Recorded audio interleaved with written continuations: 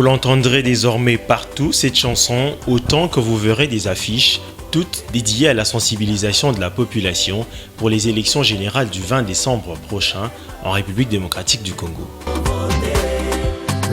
Le processus électoral entre ainsi dans sa phase cruciale à 2 mois de la tenue des scrutins et place les électeurs au centre des préoccupations afin de les préparer à jouer correctement leur partition le jour du vote. C'est entre autres la raison de la campagne de sensibilisation pour les élections lancée ce vendredi par la Commission électorale nationale indépendante, au cours de laquelle il sera notamment question d'informer les électeurs sur les dispositions légales relatives aux opérations électorales, mais également sur la conduite à suivre dans un bureau de vote, principalement pour ce qui est de l'utilisation de dispositifs électroniques de vote. Aujourd'hui, nous entamons une phase cruciale qui place les électeurs au centre des préoccupations.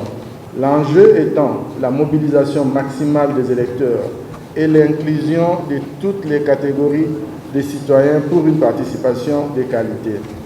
La loi organique numéro 10/013 portant organisation et fonctionnement de la Commission électorale nationale indépendante, en son article 9, lui confie, en plus de la mission d'organiser en toute indépendance, neutralité et impartialité des scrutins libres, démocratiques et transparents, la responsabilité de vulgariser en français et en langue nationale les lois relatives au processus électoral et référendaire et de coordonner la campagne d'éducation civique de la population en matière électorale.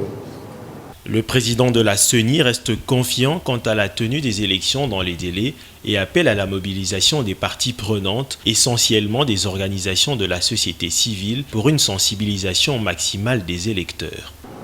J'ai saisi cette occasion pour lancer un appel à la mobilisation des partenaires de la société civile, particulièrement les associations populaires, les confessions religieuses, les organisations féminines et des jeunes, les structures d'encadrement des personnes handicapées et des peuples autochtones, les médias et particulièrement les radios communautaires pour une sensibilisation maximale des électeurs. J'invite les partenaires financiers d'apporter un soutien aux organisations de la société civile en vue de leur permettre la sensibilisation des électeurs aussi bien dans les zones urbaines que rurales. J'aimerais également insister sur le fait que la CENI travaille d'arrache-pied afin d'organiser les élections générales le 20 décembre 2023. Une partie de la société civile décrit le retard avec lequel démarre cette campagne de sensibilisation et reste sceptique quant à la tenue des scrutins conformément au calendrier électoral. Bon, c'est une activité qu'il faut saluer, même si elle vient en retard par rapport à ce que nous avons toujours réclamé, nous les acteurs de la société civile. Comme vous le savez, la sensibilisation, l'éducation civique électorale reste la colonne vertébrale de toutes les questions électorales. Nous avons toujours demandé que cela se fasse en amont comme en aval et tout le temps. Malheureusement, nous n'avons pas vécu ça avant. Certainement que comme on arrive à une période culminante du processus électoral, on y arrive, il n'est pas tard de pouvoir le faire.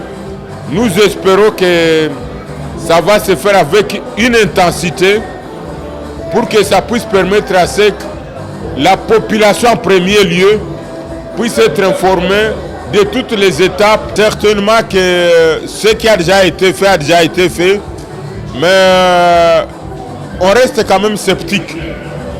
Mais si ça peut continuer de cette manière, ça peut dissiper les malentendus, ça peut donner de l'espoir.